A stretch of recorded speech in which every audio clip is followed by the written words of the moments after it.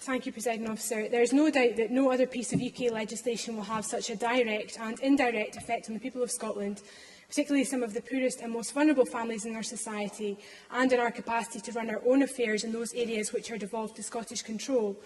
It is vital that the Scottish Parliament devotes considerable energy and resources to considering and addressing this. These are not my words, but the words of 5 of Scotland's biggest children's charities. So I very much welcome the fact that we're debating them today. I took on the role of the cross-party group on children and young people alongside Marco Biaggi, and we had a very productive meeting last week focusing specifically on the issues of welfare reform. I know there's a number of members who were attending that day. I would hope to focus very much on the issues of children and young people and the impacts of the welfare reform bill on them today. And I'll try first of all to list a few of them and then go on to specifically concentrate on one, and that's the aspect of child maintenance, which Annabel Ewan just touched on. There are 4 key issues that came up at that cross-party group that I welcome the opportunity to put to the Ministers. Action for Children Scotland said that they had a concern that under the proposed legislation, claimants with a dependent child would face sanctions if they couldn't access appropriate childcare. One Parent Family Scotland made a key point around highlighting the concern that lone parents with a child over 5 would have problems seeking employment because of the rule change there. Children in Scotland also highlighted that in terms of childcare costs, that contrary to popular belief, for most families it does not pay to work.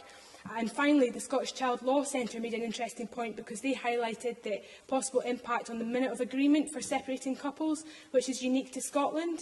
This is a formal signed agreement about dividing the assets and agreements on custody, and the bill in its current form would seem to threaten this because of the devolved context of that. For me, one of the most abhorrent aspects of this bill are the proposed changes to the child maintenance system, and it's an issue that I've been working quite closely with Sheila Gilmore, the Member of Parliament for Edinburgh East, on. Sheila is also the chair of the all-party group in Westminster on welfare reform, and I know she's in the gallery today listening to the debate that we're having and using the context of that back in her work in Westminster. The child maintenance proposals come from the Tory-led government, and what they're trying to do is to encourage people to make their own arrangements with their ex-partner for the care of their child. And if the lone parent needs the state to intervene, then they will have to pay for it. This is about the Tory government putting the welfare of the taxpayer before the welfare of the child, and I think it's absolutely disgusting. There will be a one-off fee of £100 for the use of the state system, £50 if you're on benefits, a small concession there. Then the non-caring parent will be charged an additional 15 to 20% of each monthly maintenance sum paid to the state. If that wasn't enough, the caring parent will also have to surrender between 7 and 12% of the money they receive monthly to the government for the privilege of state intervention. If this is a Tory government that cares about the big picture, then why on earth is it seeking to profit from broken marriages? The Tory government must recognise that if parenting is everything, then the environment it creates to help families stay together and to cope when they don't is absolutely critical. So that's the issue about the welfare reform bill, but there is a specifically Scottish dimension to this as well, and that is that the bill requires the new child maintenance system to be done through Sure Start centres, which simply don't exist in Scotland, and the Scottish Government will simply have to come up with an alternative way of dealing with this because they don't exist. I put a parliamentary question down back in June of this year, which was answered by Rosanna Cunningham, to ask if any work had been done in this area to assess the impact of the change, and the Minister said no work had been done. So I then wrote to the Minister and said, well, why don't you model the impact of this change on Scotland and see what you can do to address it? And she wrote back saying she had no plans to model the impact of the changes. So, Presiding Officer, what does that tell us?